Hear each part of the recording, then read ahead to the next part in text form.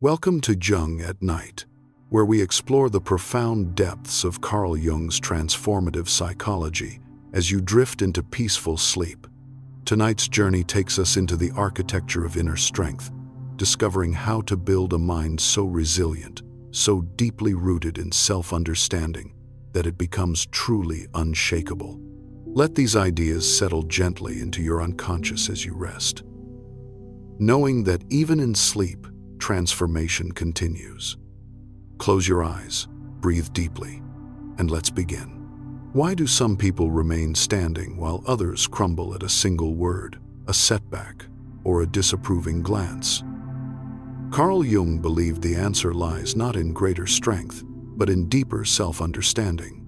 While most spend their lives avoiding the shadowed corners within, truly resilient individuals step directly into those spaces without fear, without judgment, seeking only to understand who they really are.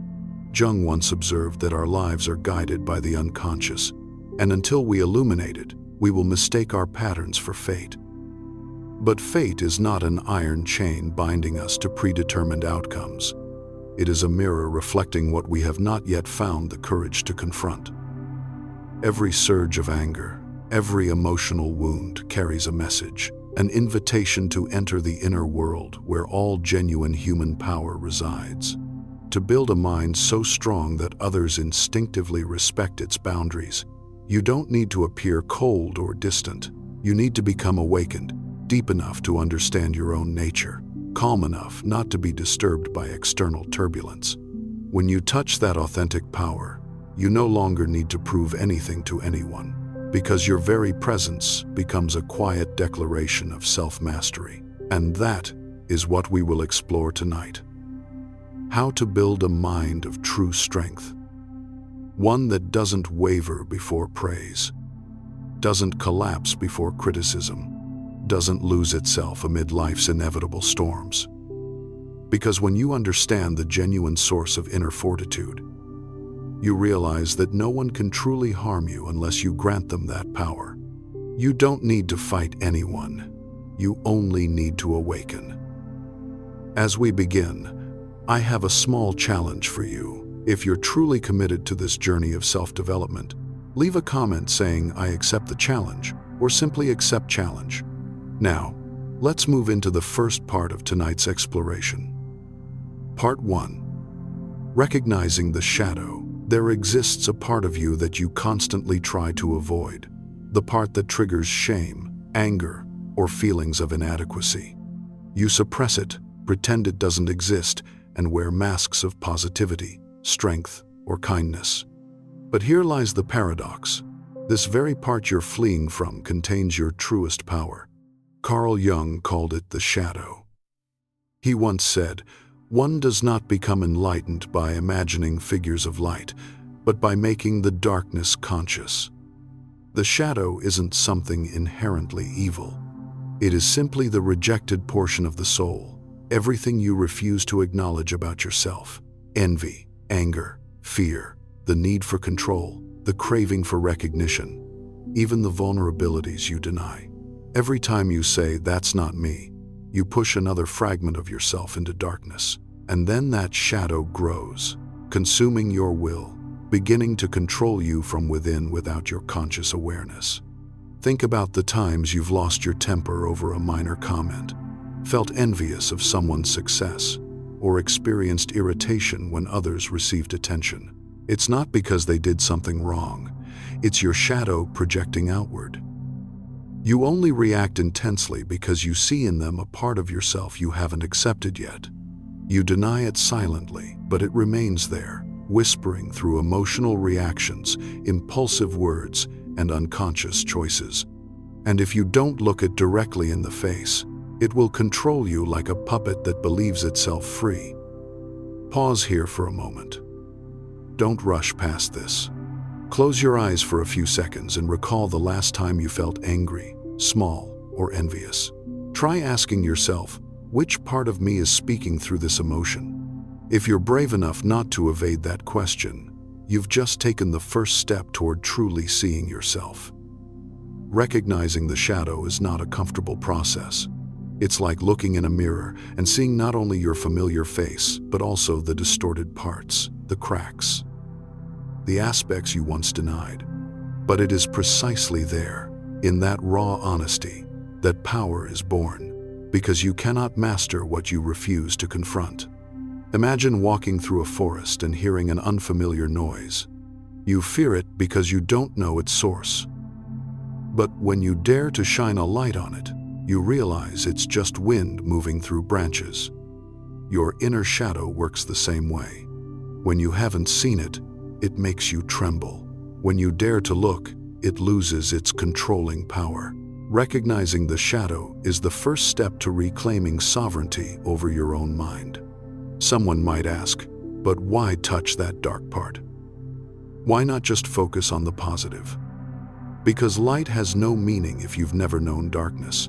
Forced positivity is just another way to evade reality. Truly strong people aren't those who are perpetually cheerful, but those who dare to touch the pain and learn to listen to the message hidden within it. The darkness doesn't come to destroy you. It comes to show you what remains unhealed. For example, when you feel hurt because someone abandons you, the real pain doesn't lie in their action, but in your long-standing fear of abandonment, perhaps from childhood when you weren't truly heard or seen. The shadow stores those memories, and every time a similar situation arises, it awakens to remind you that the wound still exists. If you evade it, it will repeat endlessly. If you look it straight in the eye, it will gradually dissolve. In Jungian psychology, the journey of confronting the shadow isn't a battle to eradicate the dark part, but a journey of integration, allowing light and darkness to coexist in balance. Because without darkness, you cannot have depth. A person who only knows light becomes shallow and fragile because they don't understand the true complexity of human nature. But one who has faced the shadow becomes serene, profound, and steadfast because they no longer fear themselves. Jung believed that each person has the potential to become whole when they unify the two sides of themselves. Such a person is not easily provoked, not easily manipulated, because they know who they are and who they can become. They see anger, but don't let it dominate. They feel fear, but don't let it halt their steps. They don't try to become better than others, but only strive to become more true to themselves. Look at the people you once considered strong. They may not be the type who always smile or display constant positivity, but you sense in them an admirable stillness, as if they have traversed dark regions you have not yet dared to touch. They don't need to prove anything because they know true strength does not lie in defeating others, but in mastering the inner struggles within themselves. That is why Jung called recognizing and reconciling with the shadow the first step of awakening. You cannot build a strong mind if your foundation is fear, and you cannot become unshakable if you are still fleeing from the dark part of yourself. True strength does not come from accumulating knowledge or discipline, but from the courage to confront what you do not want to see. When you begin to look at the shadow, you will find it is not only frightening but full of vitality. Within it lie the parts you once neglected: passion, creative instinct, primal courage, powerful intuition. All that was once suppressed now awaits release. Recognizing the shadow is not just facing fear, but unlocking the greatest potential within you. And then one day, when someone tries to hurt you, when the world hurls criticism, judgment, or contempt at you, you will smile. Not because you feel nothing, but because you know exactly who is speaking in your mind, the wounded part, the fearful part, or the healed part.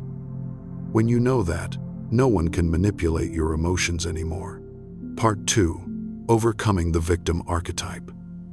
When you realize that the fears, angers, and weaknesses within are not enemies, but mirrors reflecting human nature, another truth will gradually emerge. You realize that much of the pain you have endured does not come from circumstances, but from the role you unconsciously choose for yourself. That is the role of the victim. Jung called this an archetype, a deep psychological pattern existing in the collective unconscious. And the victim is one of the most powerful archetypes governing human life. The victim archetype is not a foreign concept. You see it everywhere.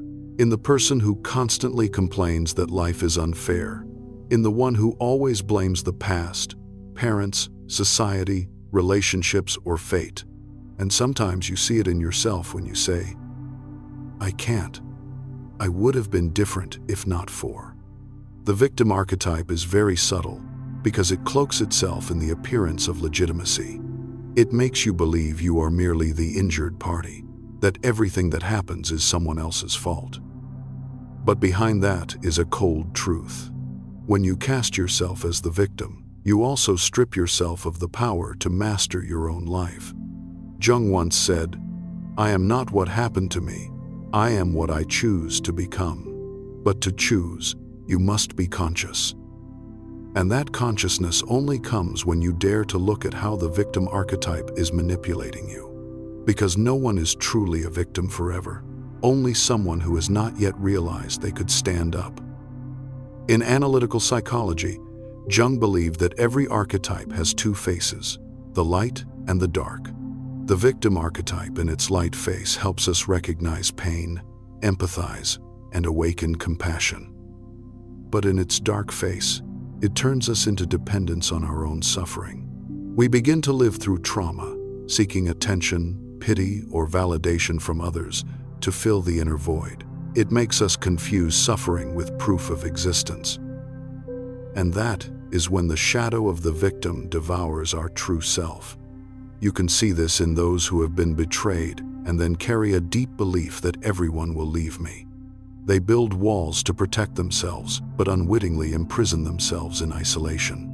Or in those who have failed once and then never dare to try again because they believe life is not for me. They think they are defending themselves, but in reality, they are protecting their own cage. And that cage is built not from steel, but from distorted beliefs about the self. Carl Jung called this identification with the archetype. When a person no longer knows where the self ends and the role begins, you are no longer the one experiencing pain. You become the pain itself. And when that happens, you lose the ability to transform. Jung believed that the prerequisite for escaping the archetype's grip is to become conscious of being gripped by it. Because only when you recognize, "I am playing the victim," can you begin to rewrite the script. A friend of mine who works in an advertising company always complained to me that she felt her boss favored others. Every time someone else got a big project, she would get angry and think, "They never value me." But one day, instead of continuing to complain, she paused and asked herself, "Why am I not getting big projects? What can I do differently?" She began proactively suggesting ideas, seeking feedback, and taking responsibility for her work. The way she stepped out of that defeated role changed everything. The sense of helplessness vanished when she realized true power begins with stopping the blame and choosing action. So, the answer to the question how to break free will not be by denying the pain or forcing yourself to be stronger, but by dialoguing with the emotions. Try looking straight at the voice in your head every time you think negatively. Ask it who is speaking like this. You will realize it is not you. It is the inner child within you, once abandoned, once unheard, believing that only through suffering would it receive attention from others. And when you begin to listen to that child with empathy instead of judgment, it will no longer need to scream. At that point, the victim archetype dissolves, making way for a new energy, the energy of the creator. The creator does not ask, "Why is this happening to me?" They ask, "What can I learn from this?" The very moment you shift from the first question to the second, you have left the victim role and entered the journey of mastery. For example, some people have endured poverty, abuse, or devastating loss, but they do not let that past define them. They transform it into motivation to help others, to write a new story. They do not deny the pain, they transmute it into strength. Jung would call this the alchemical process of the soul, where leaden suffering is turned into golden wisdom. But remember, overcoming the victim archetype does not mean becoming numb. Truly strong people are not those who never fall, but those who know how to rise and understand why they fell. They still feel hurt, but they are not defined by the hurt. They still know pain, but they choose conscious responses. That is the difference between reflex and freedom. From a Jungian perspective, every time you refuse the victim role, you move closer to the self, the center of the psyche. Where all archetypes harmonize in balance, there you are no longer shaped by circumstances, but the one shaping them. You no longer seek a savior because you understand that you are the one who saves yourself. Try imagining if from tomorrow you stop saying "I can't" and replace it with "I choose not to do this right now." The second statement carries the same content but holds power because it acknowledges that you have the right to choose, and that right to choose is the first step of inner freedom. All freedom begins with this realization: I am no longer a victim. And then you realize no one has ever truly hurt you. They only touched the wounds you have not yet healed. No one has ever taken your power. You only once forgot that it belongs to you. When you remember that, when you stop playing the victim and return to being the creator of your own life, you need to prove nothing. The stillness within you is already proof of a strength that no one can shake. Part 3. Accessing the collective unconscious. That is the door leading to a deeper layer of the mind where not only you are present. There you realize that your fears, beliefs, dreams, and symbols that have appeared in your life do not entirely belong to you as an individual. They are the flow of thousands of years of human consciousness operating within you. Jung called that deep layer the collective unconscious. The collective unconscious is not a mystical concept. It is the shared spiritual repository of humanity where all experiences, memories, and primal emotions have accumulated across thousands of generations. Every human being is born inheriting this treasure trove like a spiritual inheritance. You do not need to learn to fear the dark, to love the light, to tremble before beauty, or shiver at the face of death. It is all already pre-programmed in the deepest recesses of your mind. And it is from that repository that archetypes form, universal symbolic images that appear in dreams, myths, religions, and even in modern life today. You may never have read Greek mythology, yet you still understand the feeling of Prometheus, the one who dared to steal fire from the gods to give to humanity. Because deep in the collective unconscious, you too carry the archetype of the rebel, the challenger of limits in pursuit of the light of knowledge. You may never have encountered a figure like Athena, but you still recognize the archetype of the wise one within yourself. When you choose reason over instinct, when you hold stillness amid chaos, the collective unconscious is what connects you to all of humanity, no matter the century or culture in which you live. It explains why a child anywhere fears the night, yearns to be loved, imagines heroes, mothers, and death. Those images do not come from the external world. They are the ancient language of the soul, the spiritual heritage you carry within. But the strange thing is, most of us live our entire lives without ever touching this deep layer. We are trapped on the surface where reason, logic, and the ego hold sway. We think we are choosing, but in truth, the collective unconscious whispers behind every action, every emotion, every dream. You think you love someone because they fit perfectly. But deep down, you may be guided by the archetype of the anima or animus, the unconscious image of the ideal feminine or masculine within. You think you want success to affirm your worth. But in reality, you are living the archetype of the hero, battling your own dragon to find the treasure, which Jung believed symbolizes self-realization. Understanding this is a turning point because when you begin to see the archetypes operating within you, you are no longer their puppet. You start choosing how to express them consciously. For instance, the mother archetype might drive you to sacrifice yourself to exhaustion for others.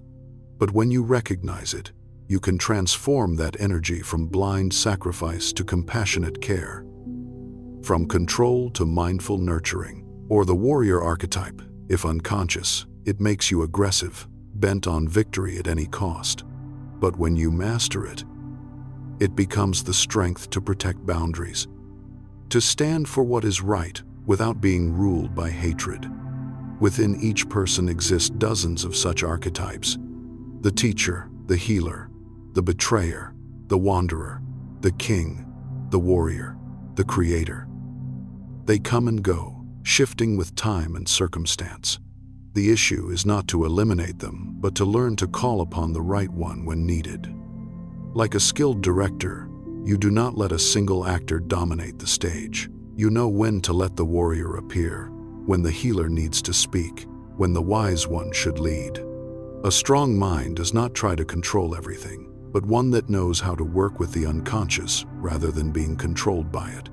An intriguing example: in moments when you feel lost, unsure of who you are or what you live for, that is not a sign of failure, but a call from the collective unconscious. Like the heroes in myths, you are entering the dark night of the soul, where you must leave the safe confines of the ego to find your true self. At that deep level, you will encounter strange symbols in dreams: a forest, an old house, a guide, a snake, a flowing stream. Do not dismiss them. Jung believed every dream symbol is a message from the unconscious, a map guiding the journey of awakening. And if in this moment an image, dream, or memory has just flickered into view, do not ignore it. Write it down or share it in the comments as a small fragment of the shared ocean we are exploring together. Because sometimes what you share is not just yours, but the whisper of the collective unconscious seeking to be seen through your very story. When you learn to listen to that symbolic language through dreams, intuition, and strange synchronicities, you begin to unlock the inner treasure. You no longer live solely by reason, but by the ancient wisdom of the collective soul. You realize you are not alone. For every story you are living has been told by humanity for thousands of years. You are merely rewriting them in your own unique way. Amid the clamor of the world, when you achieve this, you touch a power that logic cannot explain, an intelligence beyond the individual. Jung called it inner guidance. When you connect to this deep layer, your decisions no longer stem from fear or ambition, but from a profound knowing, as if your soul already knew the way. Try imagining you are a drop of water in the ocean. When you see yourself only as a small drop, you feel weak, isolated, and afraid. But when you realize you belong to the ocean, that the current within you is the current of the vast sea, you fear no more. That is the experience of touching the collective unconscious, union with the spiritual source of humanity. When you live from that depth, you no longer react as a small individual. You act as part of something greater. And that is when your mind becomes as steadfast as a mountain. No one can shake you, because you are no longer just you. You are the crystallization of thousands of years of wisdom, the voice of the collective unconscious made conscious. Part 4. The Journey of Individuation, the Pinnacle of Inner Strength. Here, you enter the deepest and most sacred stage of the spiritual journey that Carl Jung called individuation. If accessing the collective unconscious connects you to humanity's shared wisdom, then the journey of individuation is the destination where all those parts merge into one unified whole. Individuation is not about becoming the best version of yourself as the modern world preaches. It is the journey of returning to who you truly are, whole, unified, and authentic. Jung believed every person is born with a soul map, a unique path no one else can walk for them. But most of us spend our lives pleasing others, fitting into societal molds, becoming what the world expects. We build the ego as a mask for survival, gradually losing the call from deep within, the call of the self, the total self. Jung said, "The self is not a grander ego, but the true center of the entire person where light and shadow, conscious and unconscious, individual and collective, harmonize into a unified whole. It is the place where you no longer tear yourself between I should and I want, between right and wrong, between what they think and who I am. When you touch that state, you no longer need to play any role. You become your soul itself. But that journey is not easy. To ascend, you must let go. Let go of the roles that once saved you from hurt but now imprison you. Let go of the illusions about who you think you must become. The process of individuation is not accumulation but divestment. Step by step, you peel away the layers that are not yours until only the original, pure, and most authentic essence remains. One on the path of individuation often goes through phases of crisis. At such times, you realize that the success, fame, or self-image you once pursued no longer suffices to define life's meaning. You begin seeking something deeper, wholeness, and it is precisely there that the journey of individuation begins. Try looking back at your life. How many times have you done something just because you should, must, or everyone does? How many times have you felt you were living without truly living, merely acting in a pre-written script? Jung believed those moments of restlessness are not failures, but the soul's call. The soul does not shout. It whispers, "This is not me." And when you are brave enough to listen, you begin returning to your true path, the path of individuation. On that journey, you will rediscover parts of yourself you once neglected. Perhaps the creativity stifled by fear of failure, perhaps the passion extinguished by the pressures of practical life, or the deep intuition denied by reason. Each time you dare to listen and call them back, you are gradually integrating yourself. And the miracle is, the more original you become, the more deeply connected you feel to the world. Because only when you are truly yourself can you truly see others. In the collective unconscious, Jung observed that every culture tells of this journey. The hero's departure from home, confrontation with monsters, and return with treasure. But Jung emphasized that the treasure is not outside, it is within the hero. The monster you must face is not a real enemy, but the fear, doubt, and old patterns in your own mind. And when you conquer them, the reward is not glory but awakening. Think of the artist who finds their unique style after years of copying others, or the one who collapses in crisis then rises to live an entirely different life. Not for anyone else, but because it feels this is me. That is the manifestation of individuation. Not everyone recognizes it, but every time you do something truly aligned with your soul, you draw closer to that pinnacle. Individuation does not make you perfect. It makes you real. You still have flaws, still have shadow, but you no longer fear them.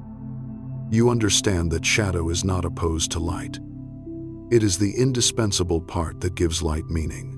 When you accept both, you attain wholeness, the highest state of the human psyche. And when you live from that place, everything changes. You are no longer driven by fear of loss, the need for acceptance, or the desire to prove yourself. You need not affirm your worth, for you are worthy. You need not chase light, for you are the source. Jung believed that one who reaches this stage possesses an unshakable peace, a peace that inspires awe and caution in others because they cannot fathom how you remain so steadfast in a chaotic world. That is the pinnacle of inner strength. When you no longer need to hide, control, or prove, you simply are. And in that state of being, you become strong naturally, like a mountain that needs no roar to proclaim its height. And when you arrive at that point, when you unify all parts of yourself into a coherent whole, you do not merely build a strong mind, you build an awakened mind. And that precisely is the pinnacle of inner strength, the strength of one who has passed through shadow, transcended the ego, touched the soul, and returned as an unshakable being. If what you have just heard quiets your mind, as if something within you is being called by name, hold this moment with a like or subscribe, a silent promise to your own soul that you will continue the path back to your true self. This journey is not for the intellect, but for those brave enough to heed the deepest voice in their heart. And it is here that we enter the most essential part, training the mind. How to live with a strong, clear, and profound mind. Part 5. Practicing mind training. Jung once said, "No tree, it is said, can grow to heaven unless its roots reach down to hell." And training the mind is the process of letting your roots sink deep into reality where there is pain, friction, and limitation, so that your trunk and branches can reach the heights of awareness. There are no shortcuts, no magic secrets, only persistent, steadfast practice and daily wakefulness. The first step in training the mind is to observe yourself without judgment. This is the foundation of all inner development, and it is what most of us fail to do because when a negative emotion arises, anger, fear, or envy, our natural reflex is to resist it or flee. But Jung would say, do not try to banish the shadow, look into it. Each time you observe anger without rushing to conclude I am bad or I am weak, you allow your mind to see the full picture. That gaze, untainted by judgment, is what makes the shadow dissolve on its own. A simple yet profound practice is conscious journaling to capture the inner flow. Whenever a strong emotion arises, pause and write, I am feeling this, because, and continue until you touch the deepest layer of the cause. In doing so, you bring the unconscious into the light. Jung saw this as a healing act, for language is the bridge between the unconscious and the conscious. The second step is practicing silence. Not external quiet, but inner stillness where you cease trying to control everything, cease reacting, and simply be present. You cannot build a strong mind in a noisy world if you do not know how to return to your own quiet. It may be through meditation, walking in nature, or just sitting in silence for a few minutes each day to watch thoughts pass without clinging to them. This is when you learn that you are not your thoughts. You are the one observing them. The moment you realize this, you detach from identification with the ego, and your mind begins to find freedom. Next is training the capacity to endure adversity. A weak mind shatters before suffering, while a strong mind sees suffering as material for growth. Jung worked with many patients who endured psychological trauma, and he realized that it is not those who suffer less who live better, but those who turn suffering into meaning. Each time you face a challenge, ask which part of me is being called to grow through this experience. When you stop seeing adversity as an enemy and begin seeing it as a teacher, your mind shifts to another level where every difficulty becomes an opportunity for evolution. Another method Jung particularly emphasized is active imagination. This is not daydreaming, but deliberately dialoguing with images, symbols, or figures that arise in the mind. For example, if you dream of a wolf chasing you, instead of fearing it, you might sit down, close your eyes, and re-encounter that wolf in imagination, asking it, "Who are you? What do you want to tell me?" You may be surprised by the response from within. Jung believed this is the language of the unconscious communicating with you. When you learn to listen, you are no longer ruled by it. To sustain inner steadiness, Jung also advised building a small ritual for the soul. It need not be religious or elaborate. Just a daily act that reminds you to connect with your deepest self. Writing a few lines of morning reflection, lighting a candle, walking in silence, or simply sitting before a mirror and asking, "What does my soul need today?" When these acts become ritual, they form anchors of consciousness, places you return to when the world tilts. Another important aspect of mind training is learning to tolerate ambiguity. Modern humans always want everything clear, logical, and answered. But Jung said that ambiguity is the nature of the soul. A strong mind is not one that knows all, but one that can stand firm in the unknown without panic. When you learn to live with questions rather than rushing for answers, you cultivate a profound quality. The humility of one who understands the soul is always vaster than reason. And finally, a practice few mention, conscious compassion, not just for others, but for yourself. For in the training process, there will be days of weakness, times when old ego patterns return, mistakes that seem to pull you back. But Jung would remind you, no one can reach the light without passing through their own shadow. Compassion is not indulgence, but the ability to see yourself with understanding eyes. I am learning, I am growing. That gentleness is what allows you to go the distance without breaking. Training the mind in Jungian spirit is not about becoming absolutely controlled or impassive to everything. It is the process of learning to live with all states of being, high and low, light and dark, strong and weak, while holding the inner center. That is the ultimate goal of mind training, not to make you invincible, but to let you live truly in every moment with an awakened, courageous, and unmanipulable being. And when you touch that state, the world may sway, but you will not. For you have become the very soul Jung described, one who knows how to stand firm in the darkness without losing their light. From here, the choice lies not in what you know, but in how you live with what you know. The strength you seek is not at the end of another path. It waits in every small decision. The way you look at someone with unguarded eyes. The way you stand tall when your heart still trembles. The way you keep your word to yourself when no one watches. When you dare to take responsibility for the inner voice, honor quiet boundaries, and stay loyal to what is right, even at a cost, you turn your life into living proof rather than a presentation on strength. From this moment, see each day as a small vow. Choose truth over safety, wakefulness over convenience, presence over escape. Then one day, you will realize you no longer need to seek. Every small choice you honor today is the very form of that strength. As you settle deeper into rest, let us continue our exploration of the inner landscape, moving now from the foundations of shadow work and individuation into the question that shapes everything. What would shift in your life if you truly knew your worth? Not through shallow affirmations repeated without belief, but from a realization that seeps into the very marrow of your being, becoming as natural as breathing itself. The truth is, most of us live far below our authentic value.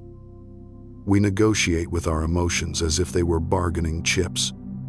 We tolerate relationships that drain us dry, drop by precious drop. We endure work that slowly kills our passion, one day bleeding into the next.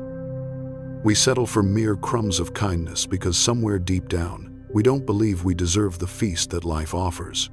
Carl Jung, the father of analytical psychology, didn't teach self-love in cliched platitudes. He taught us to excavate the deepest layers of the unconscious, to face the shadows we've spent lifetimes denying, and to make genuine peace with ourselves. According to Jung, when you truly value yourself, you stop attracting what harms you and start drawing in what serves your highest becoming. And what is that highest good? It's the people and opportunities that resonate with the authentic energy you embody.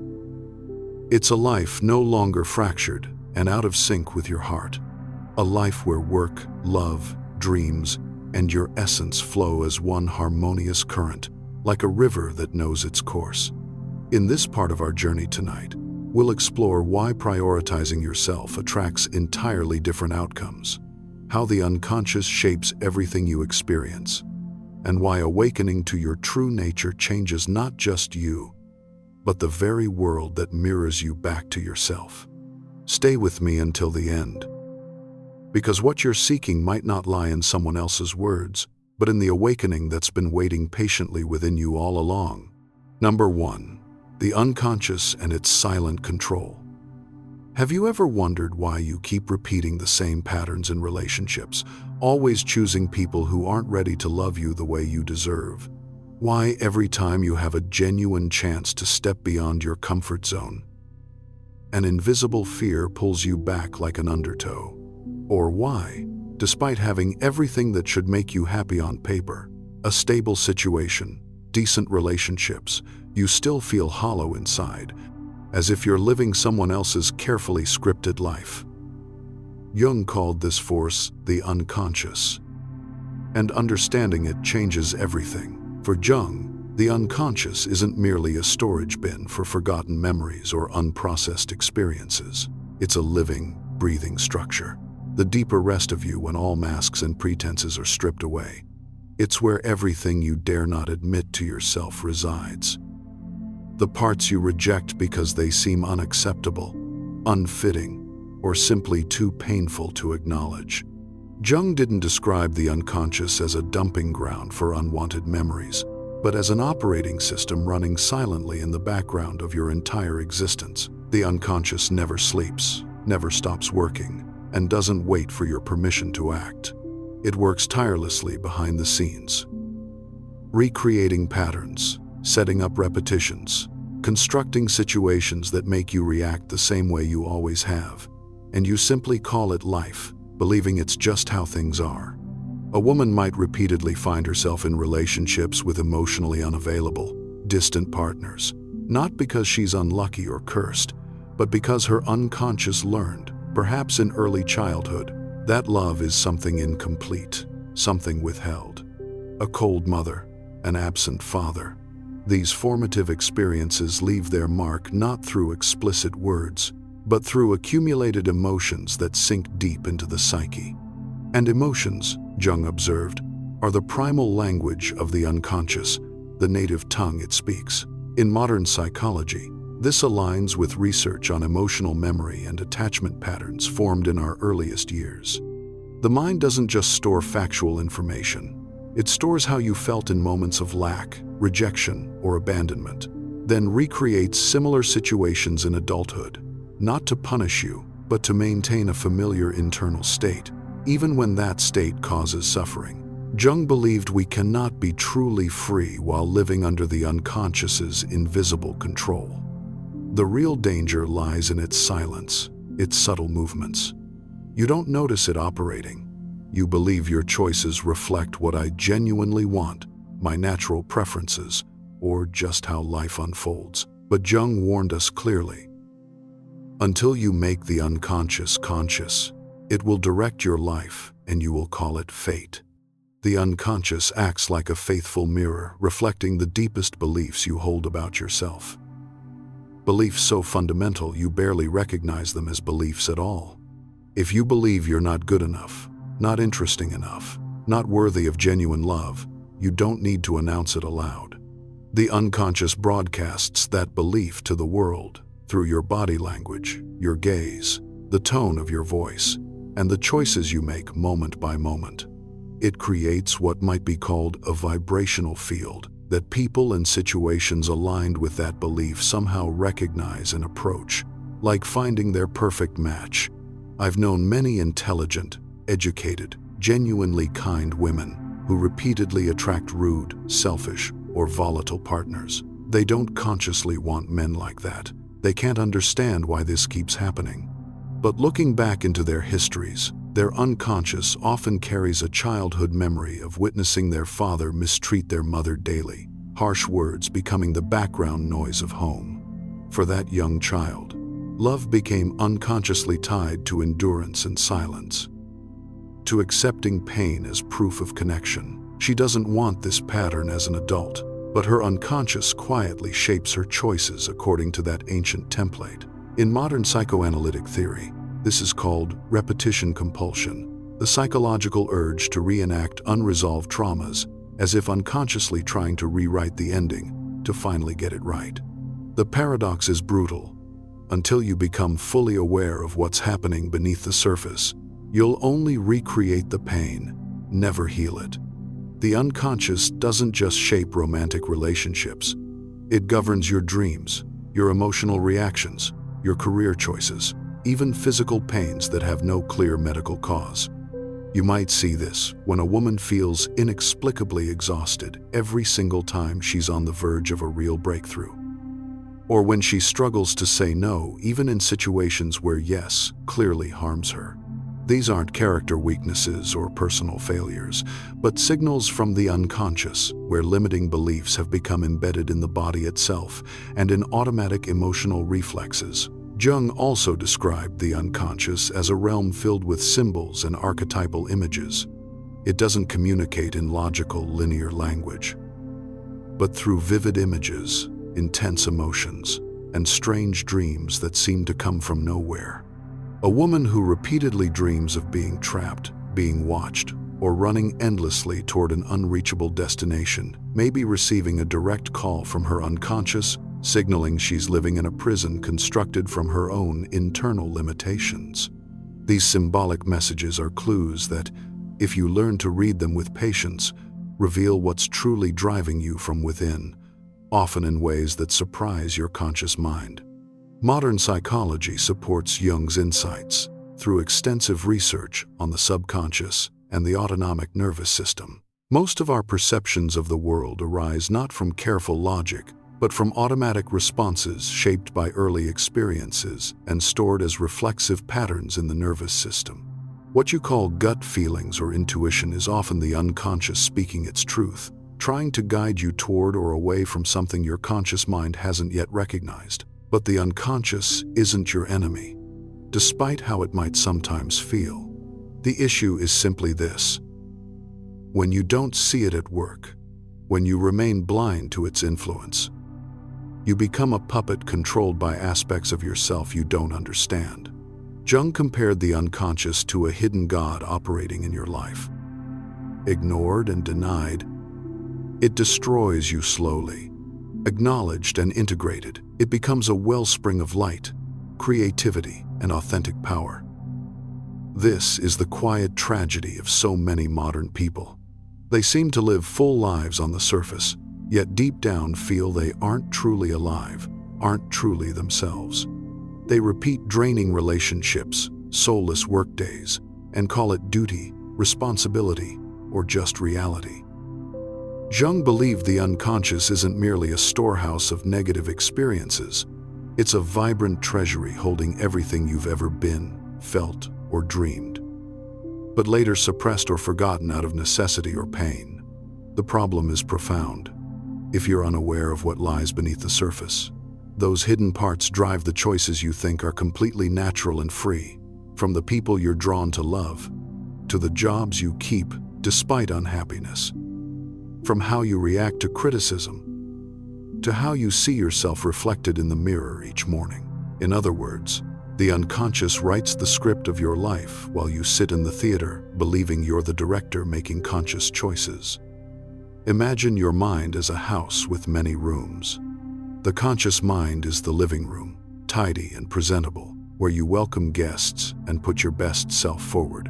But below, hidden from view, there's a basement where you've stored everything you don't want to see. Feelings of abandonment, shame, envy, suppressed desires, old dreams that seemed impossible. Carl Jung didn't tell us to destroy or ignore the unconscious basement, but to befriend it, to bring what's hidden into the light of awareness, to face the fears, the painful memories, the abandoned longings with compassion. Only then do you stop being unconsciously led by parts of yourself you don't understand. You begin to choose your life consciously, deliberately, authentically. Here's the essential truth. You cannot genuinely value yourself if you don't know who you truly are beneath all the layers. As long as the unconscious remains a shadow you refuse to look at, you're only loving a false, constructed version of yourself. And from that false foundation, everything you attract into your life will reflect that fundamental inauthenticity, mirroring back the parts you haven't yet integrated. So, attracting the best life has to offer, as Jung's wisdom suggests, doesn't start with demanding others love you more or treat you better. It begins by turning your gaze inward and asking with courage, who is actually living inside me? Who is making these decisions I think are mine? Am I choosing what I truly deserve, or just replaying a script written long ago from old wounds and forgotten fears? If this question resonates with you, if it makes you realize you're caught in patterns that repeat endlessly, consider sharing an experience in the comments below. Perhaps your courage to name it will resonate with another soul quietly living the same unspoken struggle. And in that shared recognition, healing begins. This isn't an easy journey. It demands real courage. But Jung believed that in those depths, where the unconscious finally becomes clear and conscious, you begin to wield true power over your life. And from the precise moment you choose to awaken, everything around you starts to shift naturally, not through force or manipulation, but through resonance, like tuning to a clearer frequency. So if you want to live authentically and broadcast that genuine signal to the universe, you can't just stop at declaring empty affirmations like "I am enough." You must go deeper into the places that frighten you. And to do that, you must step into the territory most people spend their entire lives carefully avoiding: the shadow. Number 2, the shadow. Within every person lies a part they try desperately to hide, a part that doesn't speak up in everyday conversations, doesn't appear in the carefully curated photos posted online, and isn't easily admitted even to those closest to them. It might be envy toward a friend's success that makes you feel small. It might be smoldering anger at being overlooked and unrecognized. It might be paralyzing loneliness felt even while sitting in a seemingly happy relationship. Carl Jung called this rejected part the shadow, and he saw it as the deep root of all inner conflict and suffering. It's the place most of us work tirelessly to avoid, where pain, shame, anger, jealousy, insecurity, and unresolved wounds gather and grow in darkness. It's the unconscious part we refuse to acknowledge because it contradicts the polished image we strive so hard to maintain for the world and for ourselves. The shadow, according to Jung, is not inherently bad or evil. It's simply the collection of all the aspects of yourself you cannot or will not accept, the parts you've deemed weak, negative, or unacceptable by societal standards or family conditioning. Anger, jealousy, selfish desires, deep insecurity, and burning resentment. All these natural human experiences get pushed into the darkness when you can't integrate them. And they're hidden away. They don't disappear or dissolve. They merely change form, returning to manipulate you in ways you never expect, controlling you from the shadows. The more fiercely you deny these parts, the stronger and more distorted they grow. Jung warned us clearly. Everyone carries a shadow, and the less it is embodied in the individual's conscious life, the blacker and denser it becomes. The shadow doesn't stay hidden forever. It manifests in daily life through intense reactions your rational mind can't control or explain. You lose your composure over a seemingly small critique that shouldn't matter. You feel threatened and diminished by another person's success, even though you know you shouldn't care. You say you're fine, everything's fine, but inside you're filled with bitterness that eats away at your peace. These emotional eruptions aren't random or meaningless. They're clear signs of the shadow rising from the depths of the unconscious, from the place where you banished it because you didn't know how to bring it into the light and integrate it. In modern psychology, this process is explained through the mechanisms of ego defenses, the ways we protect ourselves from uncomfortable truths. But Jung went much further. He saw the shadow not as something to defend against, but as an essential part of the soul's maturation process. You cannot become whole, cannot reach your full humanity by living only in the safe half of your light. You must embrace the darkness too. And Jung cautioned us about a dangerous trap. The brighter the light you try to project, the longer the shadow you cast behind you. The more you strive for perfection and flawlessness, the greater the risk of denying your full humanity, and the more likely you are to shatter completely when the shadow inevitably surfaces.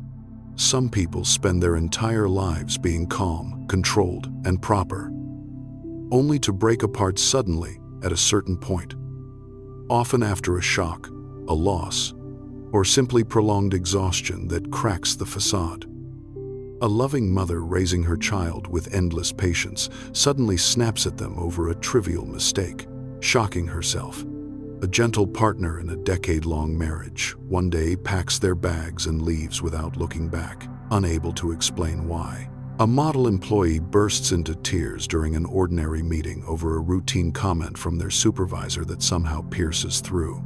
These moments are often dismissed as emotional outbursts, temporary breakdowns, or stress reactions. But for Jung, they represent something far more significant.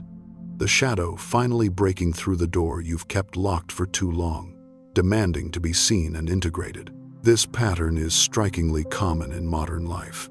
You see people today, often independent, rational, and intelligent, qualities that are genuinely admirable.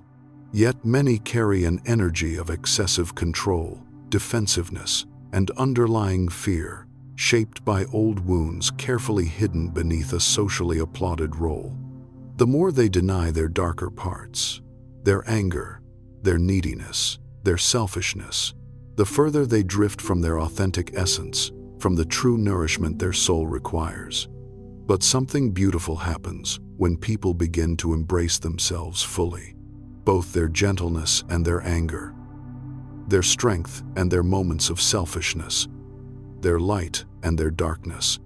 They start to become genuinely free for the first time. They no longer need to strain and perform to maintain a perfect version of themselves. They can open their hearts to those who genuinely want to be near them, because they know they are whole beings, complex and real, not performances or personas. The problem is we're not taught how to face the shadow in our culture. Instead, we learn elaborate ways to avoid it, to pretend it doesn't exist within us. We bury our shadow with endless work and busyness. We fill the void it creates with relationships that distract us. We try to prove our worth through achievements and accomplishments that never quite satisfy. But no matter how hard you try to outrun it, there comes a moment when you feel profoundly empty inside. Even good relationships don't bring the peace you expected. Success doesn't feel like enough, doesn't fill the hole. Every night you lie down and feel you're no longer yourself. You're a stranger performing a role. That emptiness isn't failure. It's the call of the shadow trying to get your attention. Carl Jung once said something that cuts through all the spiritual bypassing and false positivity. One does not become enlightened by imagining figures of light, but by making the darkness conscious. No one matures psychologically by thinking positive thoughts or pretending to be strong and unaffected. True growth requires the courage to shine a light on your inner darkness and look at it directly without judgment or rejection. That's precisely why prioritizing yourself, making space for your own inner work, is absolutely indispensable in any real healing process. If you're always chasing after others, seeking external validation, you'll never pause long enough to hear what's truly happening inside you, to listen to the quiet voices you've been silencing for years. People who carry deep wounds often fall into two common traps. They either avoid their pain entirely, staying perpetually busy and distracted, or they live completely immersed in their pain, making it their entire identity and story. But Jung offered a third path, a middle way, integrating the shadow, not rejecting it and pretending it doesn't exist, not drowning in it and becoming it, but facing it honestly as a genuine part of yourself that deserves understanding. This integration requires a rare level of honesty, the courage to admit without shame, I feel jealous of her success. I feel powerless in this situation. I'm genuinely afraid of being alone. Honesty so raw and undefended that you stop blaming others or justifying your reactions, and simply recognize with clarity, this is part of me, and it too deserves compassion and love, not rejection. Jung said the hardest part of integrating the shadow is taking full responsibility for the reality you're currently living. It's far easier psychologically to blame the external world, harsh parents who damaged you, a cruel partner who failed you, an unjust society that held you back. But Jung bluntly reminded us of an uncomfortable truth. The world will ask you who you are. And if you don't know yourself, the world will tell you who you are instead. If you lack the courage to look within and understand your own depths, you'll forever remain a victim of stories and identities written by others, never claiming authorship of your own life. But when you finally start listening to the neglected emotions, the suppressed desires, the rejected parts crying out for integration, you reclaim the power to write your own story. Only by stepping courageously into that shadowed space do you begin to remember who you were before the world taught you who you should be, before conditioning shaped you into something acceptable. When you stop hiding the shadow behind carefully constructed masks, when you stop performing endlessly to be loved and accepted, you begin to taste real freedom. And from that freedom, you can love others without needing to control them or manage their perception of you. You can live without needing to constantly prove your worth. You can fail without losing your fundamental sense of value and dignity. Prioritizing yourself is the essential prerequisite for this shadow work journey.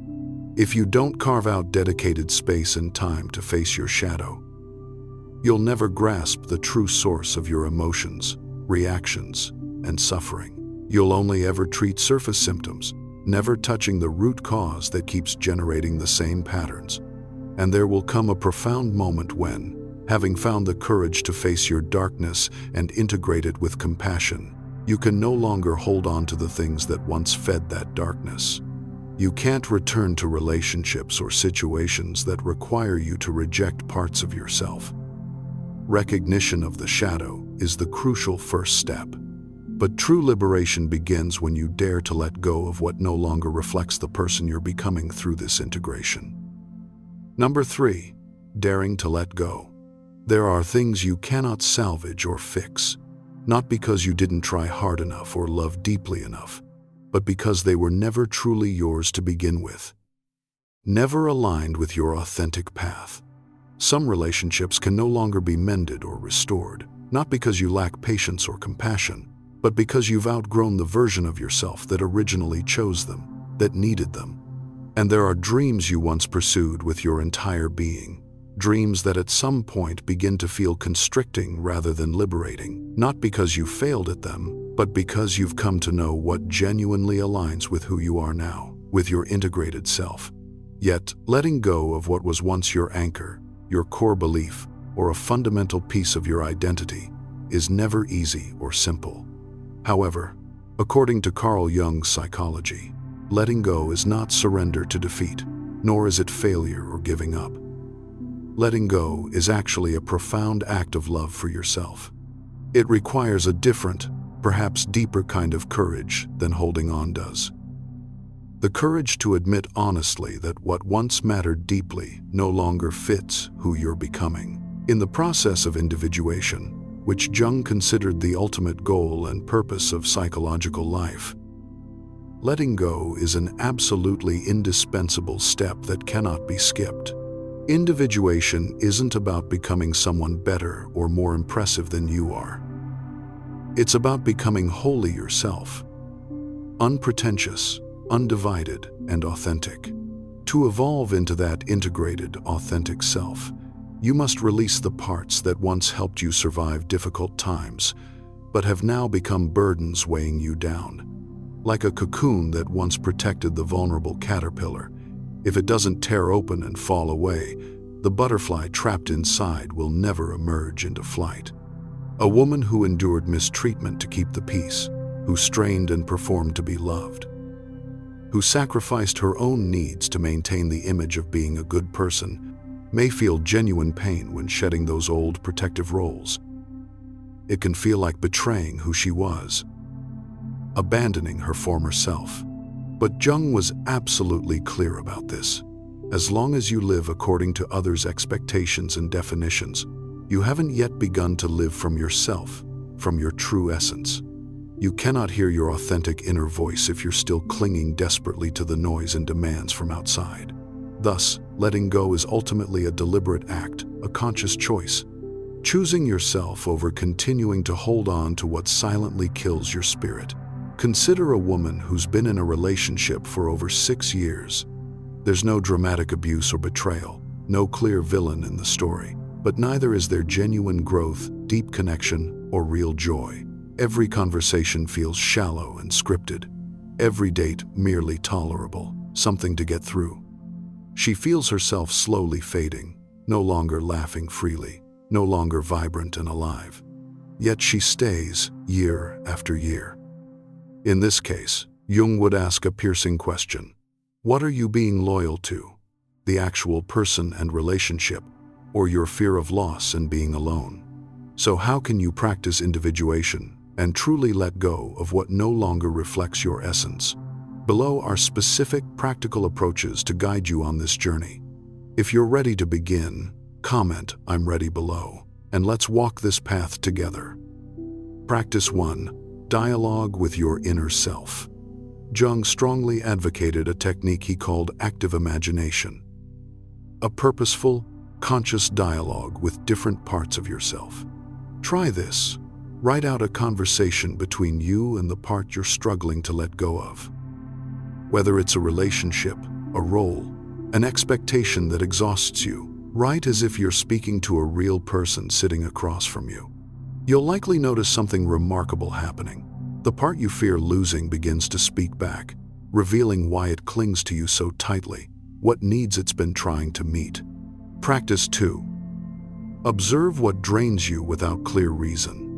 Letting go doesn't always require a perfectly logical rationale or justification. Jung believed that emotions, especially unexplained exhaustion and depletion, are direct signals from the self trying to communicate. For 1 full week, carefully note down what activities, which people, or which situations make you feel least like yourself, most depleted. These observations may be crucial clues pointing to what you need to release, even if logic can't yet fully name or explain why. This is how Jung worked with his patients, not dismissing emotions to analyze them intellectually, but diving deep into them to find their signals and messages. The self doesn't speak in rational arguments and logic. It speaks in a particular kind of exhaustion, a draining of life force. You only understand its language when you stop trying to rationalize everything away. It's a quiet call from your deepest essence, signaling you've strayed too far from your center, from who you really are. If you truly listen, you'll not only let go of what drains you, but you'll also begin to reclaim the life energy you've been losing. Practice 3. Observe your recurring dreams with care. Carl Jung compared dreams to scattered fragments of the soul's forgotten map. In his view, no dream is truly meaningless or random. Each time you record a dream, you reclaim a piece of yourself that was lost. Step by step, dream by dream, you stop wandering lost in unconscious patterns. If you take the time to read your dreams, decode their symbols, and truly listen to their messages, you'll receive invaluable guidance for letting go, transforming, and becoming yourself. When you first wake, your mind lingers in that liminal space between two worlds, between the conscious and the unconscious. This is when dreams are clearest and most accessible to memory. Even if you recall only a small detail, just a color, a face, or a specific emotion, write it down immediately. Then begin to notice recurring symbols that appear again and again. Do you dream repeatedly of water, staircases, unknown strangers, or nameless places you can't quite identify? These repetitions are not coincidences or random mental noise. In Jungian analysis, symbols are how the unconscious conveys transpersonal messages from the deeper self. Keep a separate list of recurring symbols and note carefully the emotions tied to each one. Practice 4. Practice saying no and staying silent when it truly counts. In our noisy, demanding world, every single time you say no to something that no longer reflects your authentic self, it's a significant step toward individuation. Every time you choose to stay silent when there's nothing important to prove, it's a step back toward your essence, toward your center. Not everything requires your reaction or response. You don't always need to prove you're right, to explain yourself, to clarify, to justify, or to smooth things over and make everyone comfortable. In modern psychoanalysis, this represents the crucial shift from a defensive ego always protecting itself to the self, that stable, compassionate essence that remains unshaken by external reflections and judgments. Jung said clearly, "The self doesn't speak in words and arguments. It manifests in your energy, your stability, your depth of being. When you stay silent, at the right moment. It's not surrender or weakness. It's inner sovereignty. It's power. Letting go might mean finally ending a relationship that's been dying slowly. It might mean saying no for the first time after years of always agreeing and accommodating. It might mean stopping the exhausting effort to be the lovable, agreeable, endlessly considerate person others expect and need you to be. Not to become hard or bitter, but to become true to yourself, aligned with your essence. Jung didn't promise this process would be comfortable or easy. He called it the night sea journey, describing it as the soul's dark voyage through unknown waters. But in that darkness, in that descent, you begin to reclaim genuine agency over your life. Piece by piece, little by little, a different life unfolds around you. Not loud or dramatic, but real and solid. Not dazzling to others, but deeply free for you. Letting go isn't a loss, despite how it feels initially. It's actually creating space for you to become yourself most fully and completely. Letting go isn't just ending something outdated or harmful. It's a sacred act of transformation and rebirth. Jung believed every psychological system naturally seeks balance, constantly working to move toward wholeness and integration. If you persistently cling to a reality that no longer aligns with your essence, with who you're becoming, your inner center will create crisis, confusion, even pain, just to wake you up forcefully and make you let go of what's blocking your growth. But here's the beauty hidden in this difficult truth. Each time you let go of something, you don't actually lose anything real. You make way for something better. You make space for what you never thought you could receive or deserve. You create openings for people who don't demand you shrink yourself to be loved or accepted. You open channels of energy for a life that no longer fights against your heart's deepest knowing. There's a profound paradox at the heart of Jungian psychology. New beauty cannot enter your life if the old refuses to leave. If you won't release it. The unconscious doesn't operate on rational whims or conscious wishes. It won't bring healthy, nourishing love into your life if you stubbornly cling to someone who stifles your breath and dims your light. It won't deliver genuine opportunities if you remain stuck in a predictable but lifeless zone that slowly kills your spirit. The more tightly you hold on to what's finished, the more you delay and block the good that's already ready to flow toward you. Picture your inner world as a garden that needs tending. Some plants have long withered and died, yet you leave them there taking up space because they were once part of your landscape, once meant something. Some patches of soil are barren and hard, untouched for years, because they hold painful memories of failure or loss that you're afraid to disturb. But it's precisely those things you refuse to uproot, to till deeply, to replenish with new soil that block the sunlight and prevent new seeds from sprouting and taking root. You might say you long for something beautiful and new, an ideal love that truly sees you, a dream opportunity that fulfills you, a vibrant life that feels worth living. But if your inner garden remains choked with weeds from the past, cluttered with unforgiven memories and resentments, or afraid of the water of emotion because you once felt you were drowning, then even when spring arrives with all its promise, nothing new will bloom in that depleted soil. Jung once said something simple but profound. You are what you do, not what you say you'll do. If your daily actions keep holding on tightly to what makes you wither and fade, your unconscious understands the real message. I'm not ready for something new, and it will continue to send you experiences that match that frequency of not being ready, not to punish you, but because it faithfully mirrors the signal you're unconsciously emitting into the world. This is the absolute core of Jung's philosophy and worldview. The outer world is a precise mirror of the inner world. When you let go of what no longer serves your growth and evolution, you fundamentally change the reflection you see in that mirror. The good doesn't come because you try desperately to attract it or manipulate it into your life. It comes naturally because you've become someone with space for it to exist, someone whose inner garden has room for new growth. Letting go, in Jung's understanding, is part of what he called symbolic death. a temporary dissolution of the old self, the old identity, so the self can be genuinely reborn at a higher level of integration. In that conscious loss, as the old protective layers of false identity fall away like dead skin, a new space opens within you. Actual space for the true self to step forward into the light. It's no longer a fearful step backward into loss, but a quiet, powerful emergence of the authentic self that was always there, patiently waiting for you to finally return home. Number 4, living from the authentic self.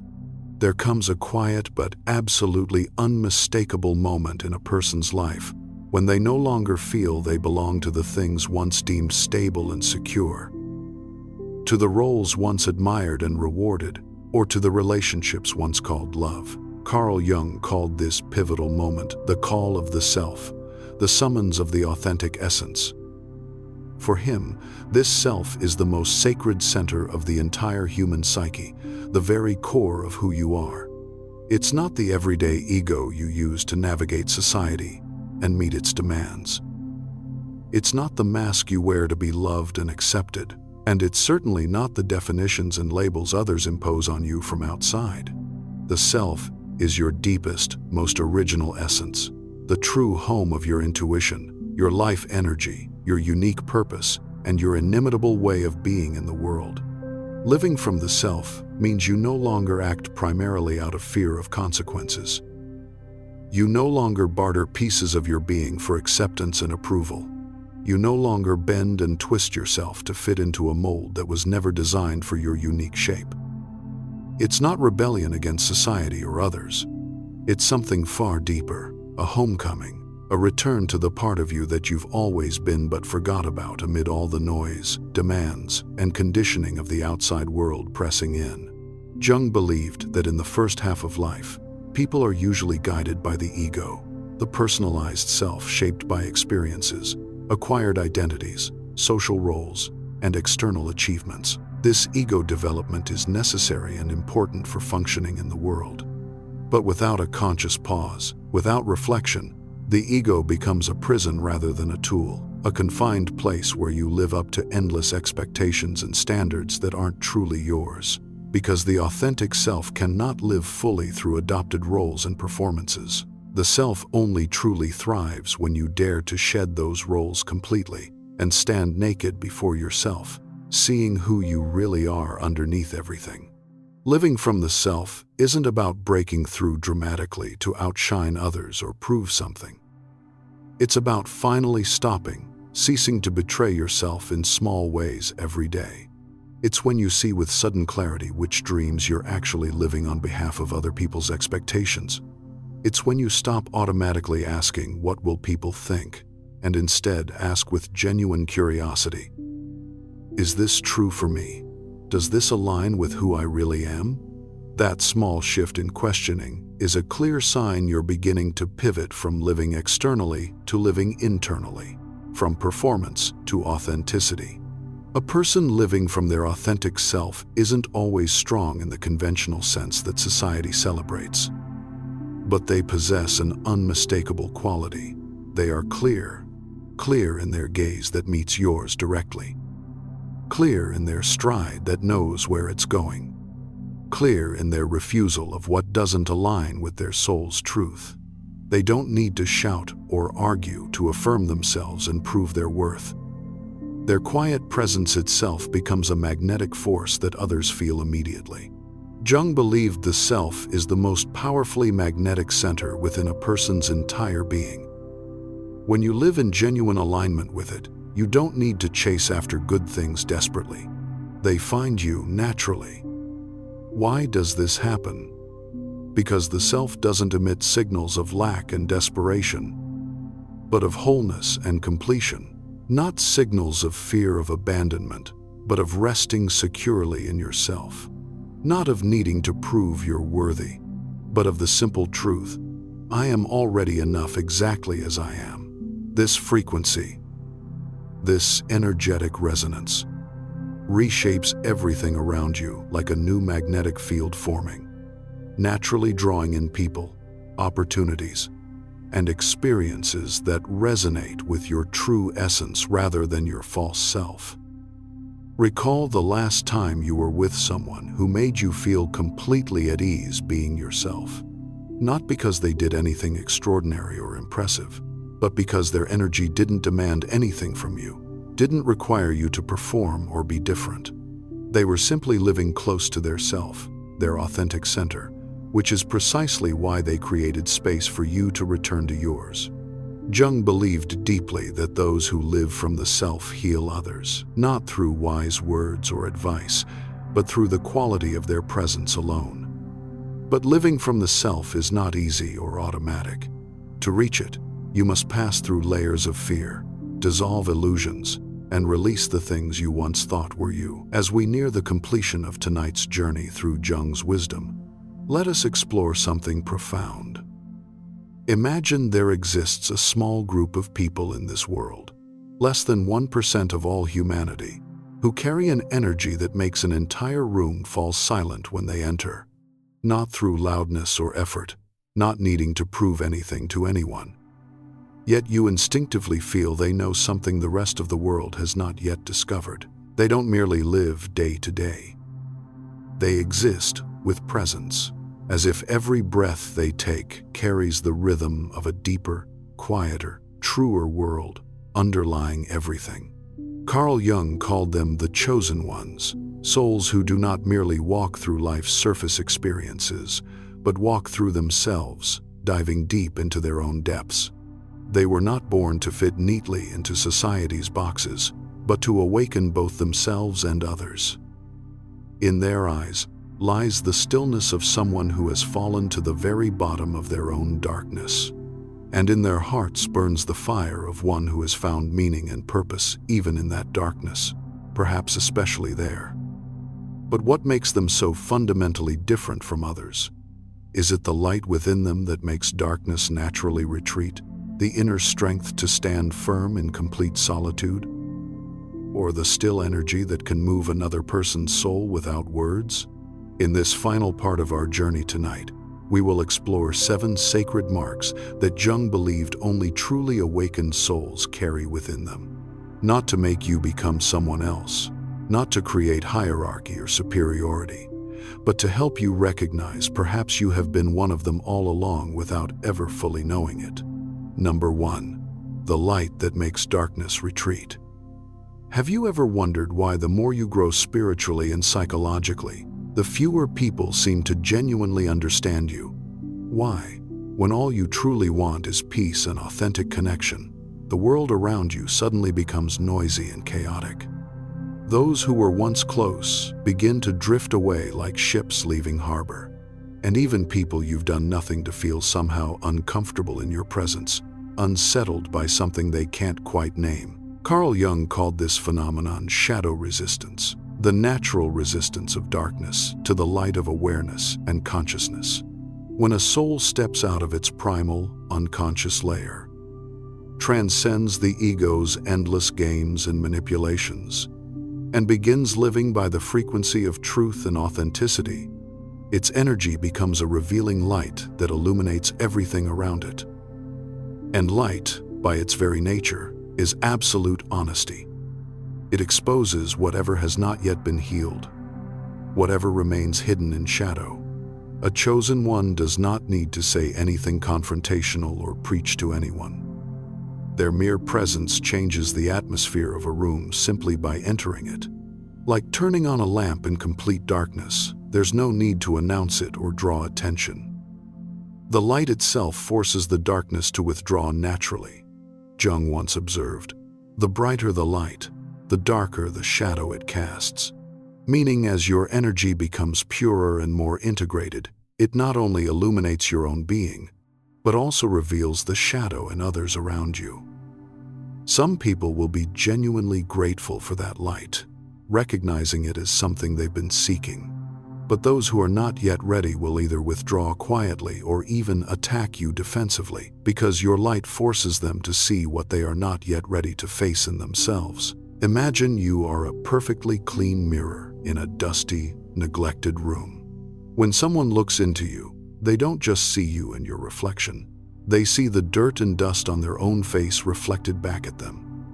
Not everyone is brave enough to face that uncomfortable revelation. Some will turn away, unable to look. Others will blame the mirror itself, calling you too bright, too different, too pure, or even accusing you of being fake or superior. But in truth, that's simply darkness's natural, automatic reaction to light, nothing personal about you at all. In Jungian psychology, this is understood as a common phase in the process of individuation, the journey toward wholeness. When a person gets closer to their true self, to their authentic nature, they naturally become a mirror reflecting the collective unconscious back to others. The truth you embody is not just your personal truth. It awakens what has been repressed and denied in others, bringing their shadow to the surface whether they want to see it or not. A woman once shared with me that after she began her deep healing journey, working through her shadow and integrating her split-off parts, she noticed fewer and fewer friends wanted to spend time with her. She no longer participated in gossip or complaint sessions. She no longer joined in negative conversations about others. Yet that very calmness and centeredness made others uncomfortable around her. One friend said directly, "You've changed completely. You're not as fun as you used to be." She simply smiled, realizing in that moment that the fun they missed was actually the chaos and drama she had consciously left behind. And she understood something profound. Light is not always liked or appreciated by everyone. Only by those actively searching for it, those ready for it. When someone reacts strongly to your presence, it says absolutely nothing about you or your worth, but everything about them and where they are in their journey. When you are honest and authentic, those living in falsehood feel threatened. When you are at peace with yourself, the restless and anxious feel uneasy. When you are free and liberated, those still bound feel envy rising. The world may not always honor or reward the light you carry, but the universe itself does, always. Every person who leaves your life is not a loss but a purification, a clearing. Every time someone can no longer tolerate your energy, it's actually a sign that you've reached a new level of consciousness, a frequency not everyone can walk upon or resonate with.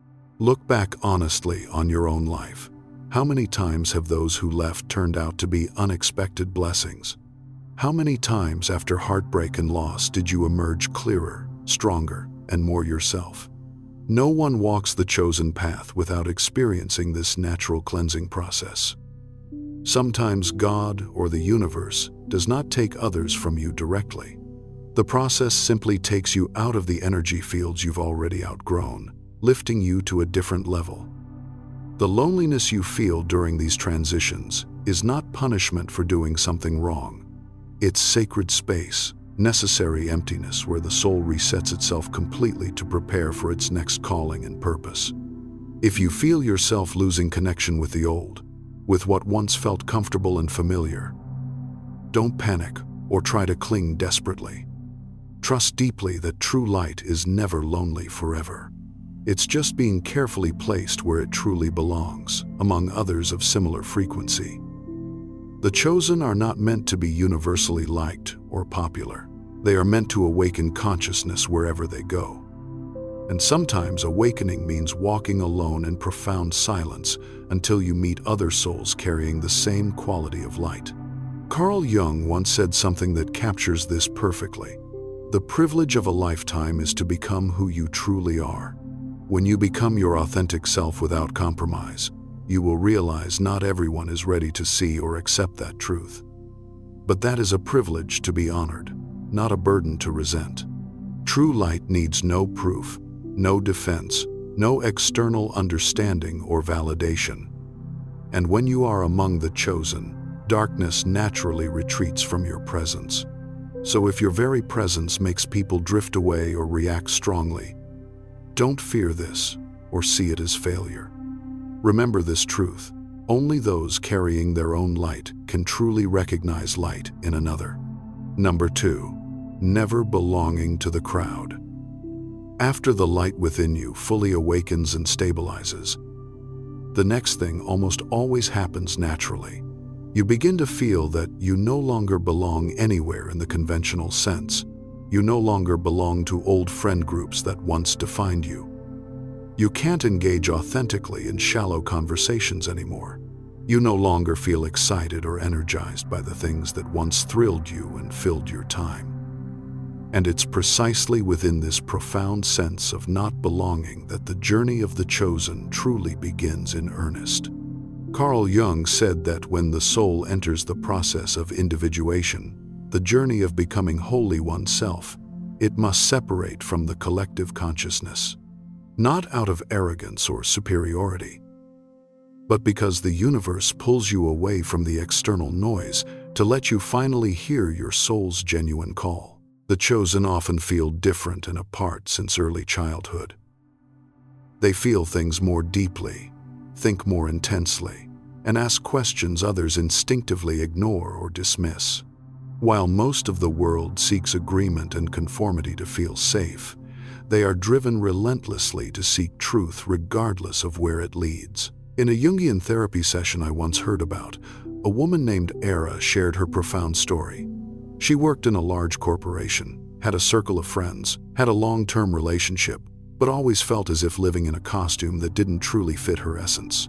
Everyone around her repeated the same script: work hard, get promoted, buy a house, start a family. That's what happiness is. But to her, something essential was always missing. A hollow feeling she couldn't name. One ordinary day, sitting in her office, surrounded by colleagues, she looked around and realized with sudden clarity that everyone was acting in the same prescribed play, talking about the same limited things, fearing the same conditioned fears, chasing the same cultural illusions of success. From that single moment of awakening, she knew she couldn't continue living like that anymore. She quit her job despite everyone's shock. She sold most of her belongings and possessions. She spent a full year traveling alone with no fixed agenda. No one in her life understood her decision. Many people said she was crazy, throwing away stability. But in that chosen solitude, she said she felt truly alive for the first time in her entire life, breathing freely. Jung called this experience the sacred isolation, and not every soul can endure its intensity. Because in true isolation, you have nowhere to hide from yourself, no external approval to confirm that you're making the right choices. You are left with only yourself and your soul. But that's precisely when the soul finally begins to speak clearly, when the noise falls away. If light in the previous stage represents revelation and seeing clearly, then loneliness in this stage represents refinement and purification. The universe does not raise the chosen in the safety of the crowd. It forges them in silence and solitude. Like a diamond is not formed in light and comfort, but deep underground in darkness, where immense pressure and complete solitude create perfection over time. The isolation of the chosen is never meaningless wandering. It's the energetic separation necessary to prepare them for their role as guides and way-showers. They cannot effectively lead others if they are still dissolved in the crowd's consciousness. They must learn to stand completely alone, to see with clear eyes, and to not fear being misunderstood or rejected. Because true guides do not follow existing paths laid by others. They become the path itself through their lived example. You may notice you no longer enjoy small talk about trivial matters. You feel genuinely uneasy in old relationships that once felt comfortable. You no longer vibe with places you once loved spending time in. It's not because you've changed too much or become difficult. It's because your soul now vibrates at a fundamentally different frequency than before. The crowd needs sameness and predictability to feel safe and secure. The chosen need truth and authenticity to feel truly alive and real. In a world obsessed with fitting in and belonging, the chosen are called to stand purposefully apart. They may be mistaken as cold or distant by those who don't understand. But in truth, they are simply protecting the precious space where their soul can breathe freely. A metaphor Jung loved using was the image of one walking alone on a bridge between two shores. They no longer belong to the old shore they've left behind, but haven't yet reached the new shore ahead. They hang suspended between two worlds, the old one collapsing behind them, the new one not yet fully born. That liminal moment is both trial and grace simultaneously. For only by standing courageously in the void can you become the bridge itself between heaven and earth. Between the unconscious depths and conscious awareness, the modern world makes people deeply fear loneliness, treating it as failure. But Jung said something profound. Loneliness does not come from being alone physically, but from being unable to communicate the things that seem important to you, from having no one who speaks your soul's language. The chosen are not lonely because they lack company or people around them. They are lonely because so few understand the language of the soul, the deeper conversations they long for. But don't worry or despair. Those who genuinely share your frequency will appear when you are truly ready to receive them, when your vibration is stable.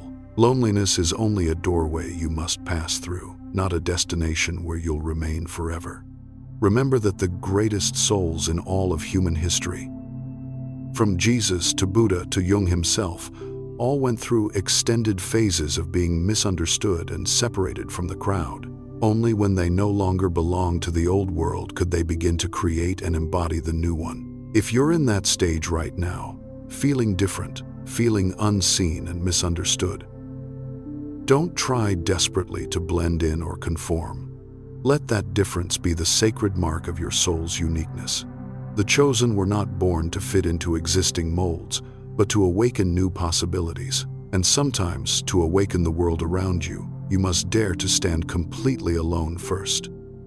Finding your center. If you recognize yourself clearly in these words, like this video as a signal to the universe that you are awakening consciously. This path is not designed for the masses who sleep.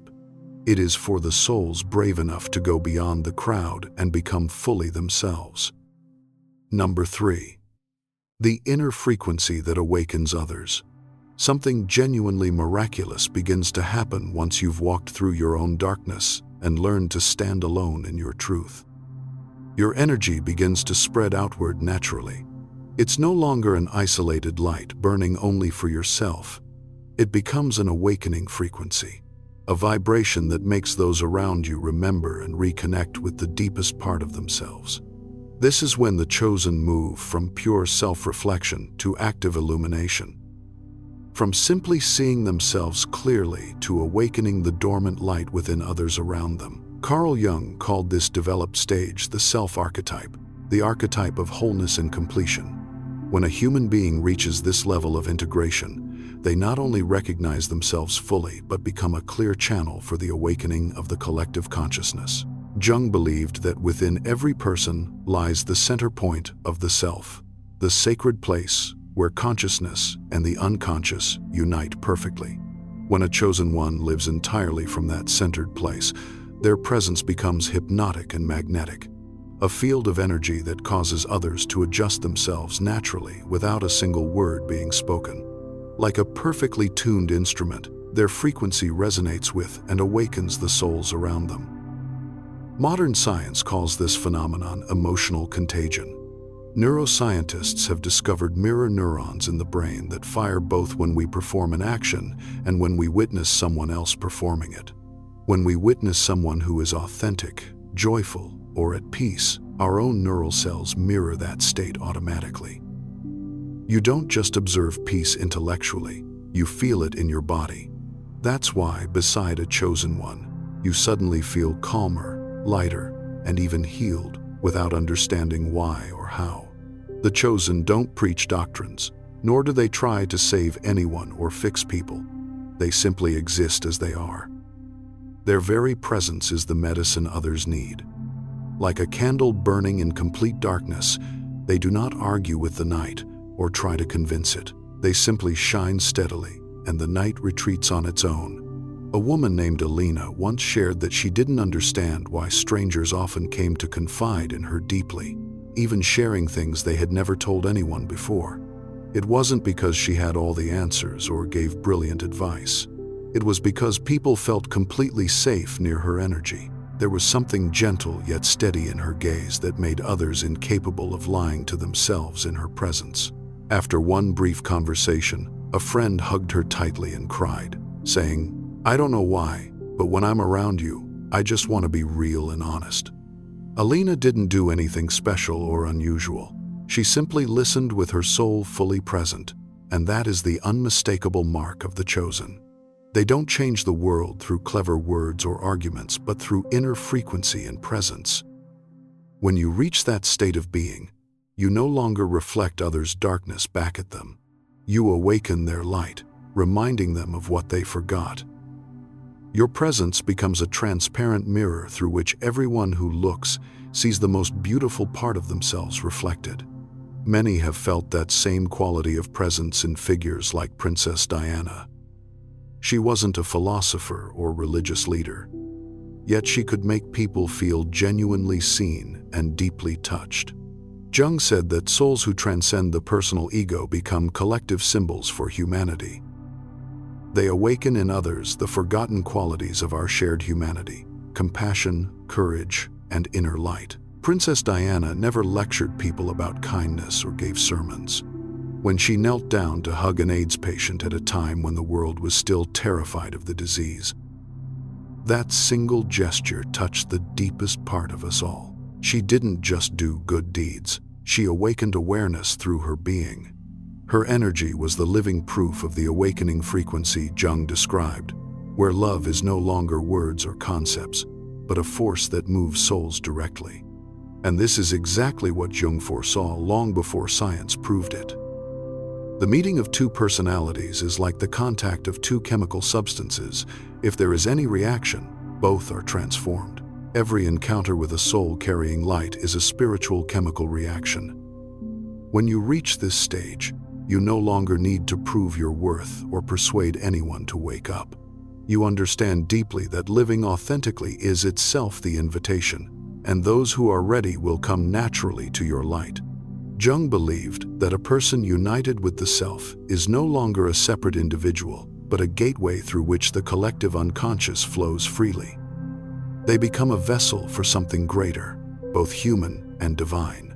Remember, the chosen are not those who make you speak many words, but those who make you fall silent, because in their presence, your soul whispers quietly, "I remember who I am." Number 4. Nature and living beings feel your energy. When a person lives in genuine alignment with their soul, their energy begins to synchronize with the rhythm of the universe itself, no longer separate from life but part of its flow. Jung called this the spiritual resonance between the human soul and all forms of existence. At this level, you don't try to connect consciously. Your energy itself becomes the invisible thread linking you to everything around you. Children, animals, and nature sense this instinctively because they live without the ego's mask and pretense. They respond directly to true energy without filters. A child doesn't care who you are socially or what you say. It feels your frequency immediately. When you are peaceful and centered, it naturally comes closer. When you are chaotic and agitated, it drifts away. A cat won't sleep next to someone who makes it uneasy, and a flower will never bloom in a toxic environment. When your energy becomes clear and pure, nature responds by opening to you as if the universe itself is saying, "I recognize you as part of me." Jung once wrote, "In all chaos, there is a cosmos hidden within. In all disorder, a secret order." No matter how complex it appears, the human soul is but a branch of nature's vast living stream. When you live apart from your soul, separated from your essence, you fall out of that natural rhythm, and the world around you resists. But when you return to your center, reality begins to breathe with you in harmony. A friend once told me that after years working in finance, she fell into a deep crisis. Despite her outward success, she felt completely empty inside. One day she left the city, rented a small wooden cabin in the forest just to breathe and exist without demands. During the first week, All she heard was the noise of her own mind, restless and endlessly loud. But after a few weeks, something shifted. Birds came near her window without fear. Deer wandered into the garden. Flowers bloomed out of season. She said, "It wasn't nature that changed, it was me." When my mind grew still and quiet, the universe came close. Perhaps what she experienced in that silence was the same thing described in the Bible when the prophet Elijah fled into the wilderness. Exhausted and despairing, he cried out to God. Yet God did not come in the storm, nor in the earthquake, nor in the fire, but in a gentle whisper. When Elijah heard that quiet breeze, he knew God was present. Likewise, when the human soul grows quiet and still, the universe begins to speak through its subtlest signs, not through noise or miracles, but through the sacred communion between breath and life itself. That story isn't magic or fantasy. It's the natural response of pure energy meeting pure energy. When your consciousness no longer emits resistance or fear, the world answers with trust. Jung compared this to the dance between the soul and the cosmos, where every human step sends ripples that touch the whole. The chosen understand they are not observers of life standing outside, but participants within it, inseparable from it.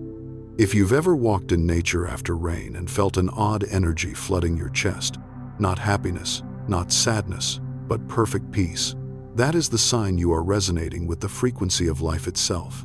The chosen live in that state, not occasionally, but continuously. They don't seek nature to heal them because they have become nature. Jung likened the awakened soul to an ancient tree, roots deep in the earth, branches stretching to the heavens. When you truly unite with the self, you become the bridge between two worlds, earth and heaven, matter and spirit. A tree does nothing actively to nourish life around it. It simply is. Still, grounded, giving. Birds come on their own. Shade appears by itself. So it is with the chosen.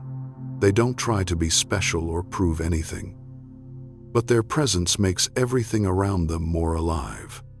The modern world teaches humanity to dominate nature, to conquer and control, but the chosen know that life cannot be possessed. It can only be honored. When you walk in awareness, you no longer see yourself as above creation, but as breathing with it. The tree is no longer just a tree. It is you in another form. The wind is no longer just wind. It is the breath of the collective soul, and when you live so authentically that even nature listens, that is when you've become part of the miracle Jung called the living cosmos, the universe living through you. If you've ever had a moment when nature seemed to respond to you, a soft breeze when you were sad, a bird landing nearby when you were still, share it in the comments. Perhaps that is how the universe whispers, "I am here with you." Number 5. Dreams, symbols, and meaningful coincidences. Have you ever wondered why some moments feel too precise to be mere coincidence? A song plays exactly when you think of someone. A book falls open to the exact page you need. A number repeats, 1111, 2222, 777, as if someone is speaking to you through the thin veil between the visible and invisible worlds. Carl Jung called this synchronicity, meaningful coincidence where seemingly random events reveal the hidden order of the universe. For the chosen, synchronicity isn't luck or illusion. It's the language of the soul itself. When they live in alignment, the unconscious begins to communicate through symbols, images, and events vibrating in harmony. Jung believed the human soul doesn't exist in isolation. It is part of the collective unconscious, a vast ocean of shared images and energies. Thus, when you align with your soul, the universe begins to respond directly. Dreams, Jung said, are letters from the unconscious. In dreams, the soul speaks in symbols, not logic or linear words, but images, feelings, and metaphors. The chosen often dream of recurring symbols, water, snakes, mirrors, light, the ancient language of the psyche. Like Odysseus in the Odyssey, the chosen must sail through chaos where the gods do not speak directly, but send signs, a change in wind, the song of a siren, the gift from Aeolus. Each sign carries meaning, but only the awakened recognize it. Synchronicity works the same way, not as magic, but as breadcrumbs guiding you where you need to go. If you are still enough to listen, Jung once told a famous case. A female patient dreamed of a golden scarab, the Egyptian symbol of rebirth. As she recounted the dream in therapy, a tapping came at the window and a real golden beetle flew in. Jung caught it and said, "Here is the beetle from your dream." She burst into tears and her long-standing psychological block dissolved. Jung realized synchronicity is when an inner symbol steps into outer reality. There is no division between mind and world. They are two sides of the same mirror. The chosen live within that sensitivity. They know that when a symbol repeats, it's not random. When the same theme reappears, a song, an animal, a phrase from a stranger, it's the universe whispering, "You are on the right path." A metaphor Jung loved was the soul's compass. He believed each person has an inner magnetic field that always points toward their personal north of truth. When you stray from it, synchronicities appear to pull you back, sometimes as gentle breezes, sometimes as storms. The awakened don't ask, "Why is this happening to me?" but "What message is this bringing me?" Modern life is ruled by reason, and we forget the soul speaks through symbols, not logic. You might call it intuition, a gut feeling, or an inner voice, all forms of the same synchronicity. When the chosen move into that alignment, they stop trying to control life and allow life to lead. They no longer need certainty because they feel guided. If you are seeing repeated signs, dreams, numbers, symbols, don't dismiss them as fantasy. Pause, breathe, and ask your soul, "What is this trying to tell me?" Jung wrote, "Until you make the unconscious conscious, it will direct your life, and you will call it fate." The chosen no longer live under blind fate because they've learned to read its messages. They don't ask why, but where is this leading me? And in that moment, between the seen and unseen, they realize the universe never stays silent. It simply whispers in a language only awakened souls can hear. So when signs appear, don't run, listen. Perhaps it's not coincidence, but a message meant only for you, calling you to remember who you are. Number 6. Suffering doesn't break them, it rebirths them. Have you ever wondered why some people collapse forever under pain, while others, after walking through hell, return with a peace so deep it feels as if they've met God in the storm? Jung called this the night sea journey, the passage through the soul's darkness, where the ego dissolves, so the soul can be reborn. Jung wrote, "No tree can grow to heaven unless its roots reach down to hell." That isn't just philosophy, it's a spiritual law. No one can touch true light without first facing true darkness. The chosen are not spared from suffering, they are forged through it. Suffering doesn't shatter them, it hollows them so that the divine can flow in. I once heard the story of a woman named Daniela, a once successful entrepreneur who lost everything in a single year. Her business collapsed, her marriage ended, her friends vanished. She wanted to end her life. But instead of running, she stayed. Each morning, she simply sat in an empty room and breathed. "I had lost everything," she said, "so there was nothing left to pretend." During those months, Daniela realized she was no longer afraid. When you have nothing to lose, you begin to live truthfully. And then the miracle came, not because the world changed, but because she did. She began to write, to share her experiences, and later became a speaker who helped thousands through crisis. "I died in that room," she said, "but my soul came back to life." Her story proves Jung's belief. Suffering is the soul's rite of rebirth. We think we are being destroyed, But it's only the old shell dissolving so the true self can emerge. The chosen no longer ask, "Why is this happening to me?" but "What is this trying to awaken within me?" In that, breaking, their soul learns to see light, not at the end of the tunnel, but within the darkness itself. In the Bible, Job's story shows this perfectly. He lost everything: wealth, children, health. Friends said God had abandoned him. Yet Job did not curse God. When he accepted pain without demand for answers, God appeared not through miracles but through presence. In the end, he was restored twice over. But the true reward wasn't his wealth. It was his soul reborn through suffering. Jung saw this as ego dissolution, the breaking of identification with roles and images. When the chosen pass through the dark night of the soul, they never return the same.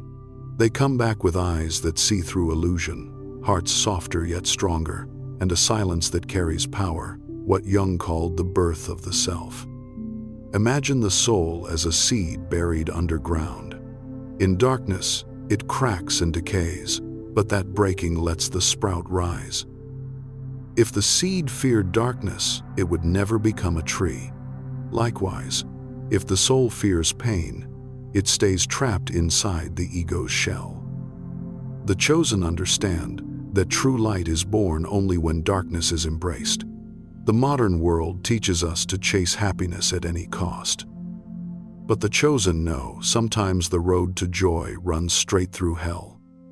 Even Jesus walked through Golgotha before resurrection. No one is chosen to carry light without also carrying their own cross. And that cross isn't punishment. It's the doorway to freedom. If you're now in your darkest season, loss, heartbreak, collapse, remember, you are not being abandoned. You are being remade. Every great soul has wept in solitude before emerging with eyes that see what others cannot. Jung said, "There is no coming to consciousness without pain. Each time you endure pain, you aren't just losing, you're expanding.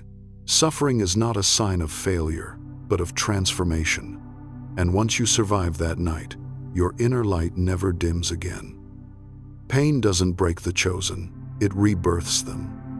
That is the sixth mark, the mark of a soul that has walked through hell and carries heaven in its heart.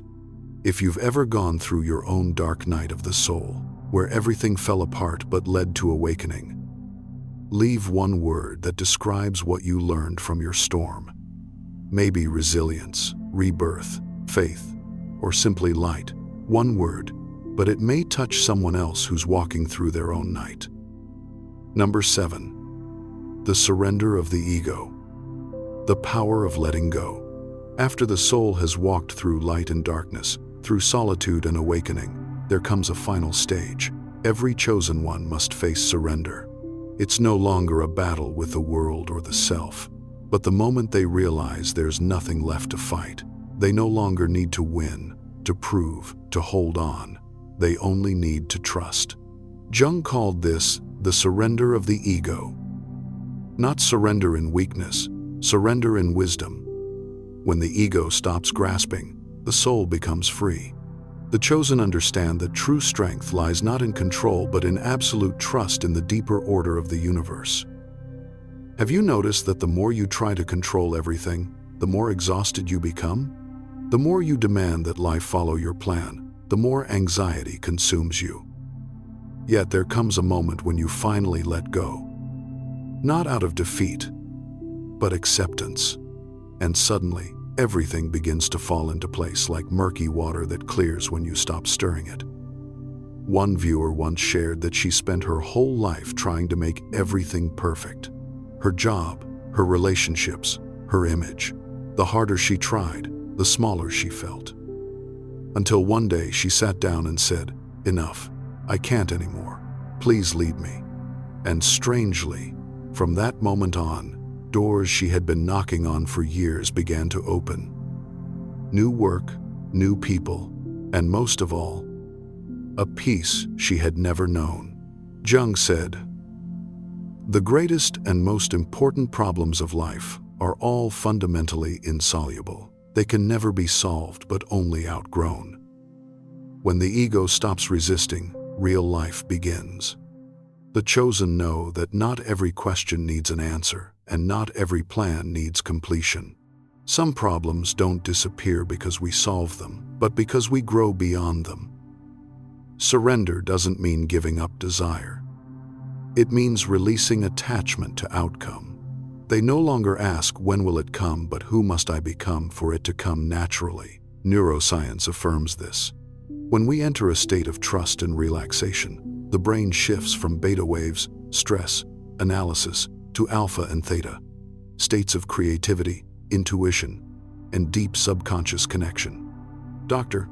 Joe Dispenza calls this the quantum field state, where our energy aligns with the frequency of the universe. When you stop pushing, you allow infinite possibilities to arrange themselves. The chosen know that nothing truly belongs to them. Not people, not reputation, not success. Everything is but a temporary form of energy. They learn to appreciate without clinging, to give without counting, to love without owning. This is the highest state of awakening, where love is no longer desire but existence itself.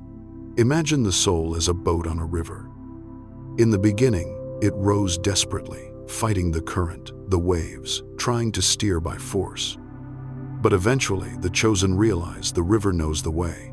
They drop the oars and let the water carry them. The boat no longer drifts aimlessly. It is guided by a greater intelligence. That is the power of surrender. Like in Zen, when a disciple asked the master, "How do I reach enlightenment?" The master replied, "Stop trying to reach it, because every effort of the ego is the obstacle itself. Only when you stop seeking do you realize you were already there." If you're in a phase where life feels paused, not moving forward, not backward, as if the universe forgot you, remember, that's when the current is rearranging itself. Don't panic. Don't row. Let the boat flow. What is meant for you will never leave. It will arrive the moment you are still enough to receive it. Surrender doesn't make the chosen weaker. It makes them infinite.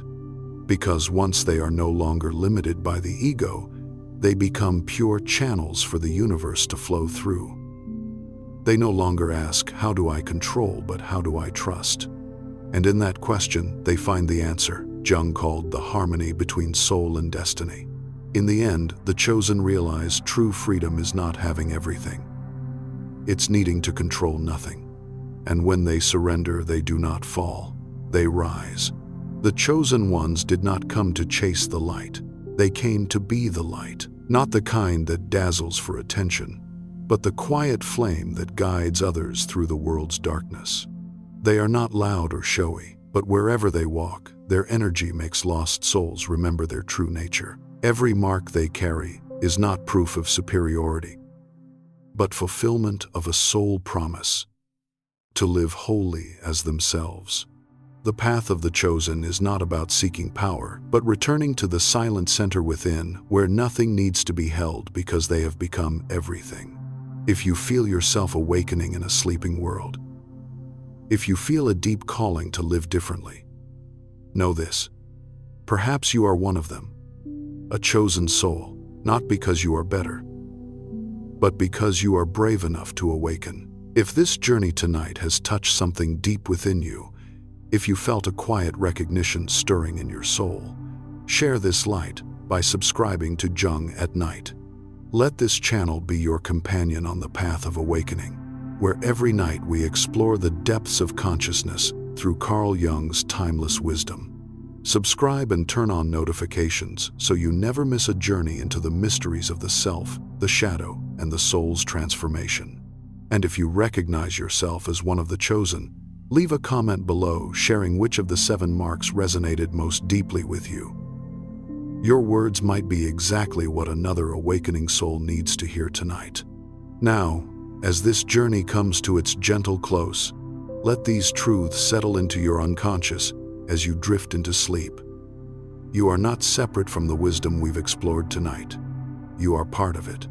Every shadow you faced, every moment of individuation, every act of letting go, every step toward your authentic self. It all leads here, to the recognition that you have always been whole. Rest now, knowing that even as you sleep, these seeds of transformation are taking root deep within. Until we meet again in the depths of the night, may your dreams reveal what your waking mind cannot yet see. Sweet dreams, awakened soul.